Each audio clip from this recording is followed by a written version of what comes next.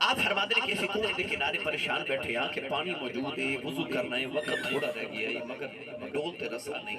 سامنے ایک مکان تھے، ایک 10 سال دی بچی چھت پہ کھڑی، بچی پکار کے کہتی بابا جی تو سب کون ہو؟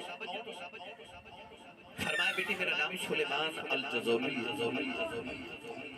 کہنے لگی او جڑے بڑے بڑے پیر نے، فرمایا جی بیٹی نہ اوہی تو بابا جی پوچھتی کہیں گی بابا جی یہ پریشان کیوں ہو؟ آپ نے فرمایا بیٹی وضو کرنا ہے، پانی موجود ہے، مگر ڈولتے رسا نہیں۔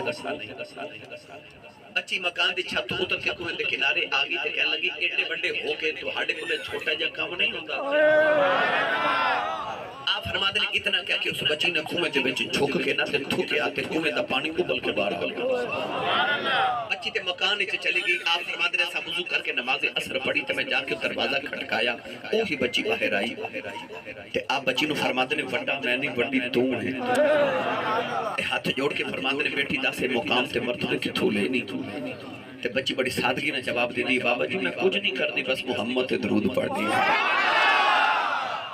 آپ فرما دیں کہ میں نے خیال آیا جڑا ایک درود پڑھے انہوں رب انہیں مقام دیندہ تھا جڑا سارے پڑھے۔ آپ نے پھر سارے درود شریف کٹھے کر کے تو کتاب لکھی دلائل الخیرات شریف۔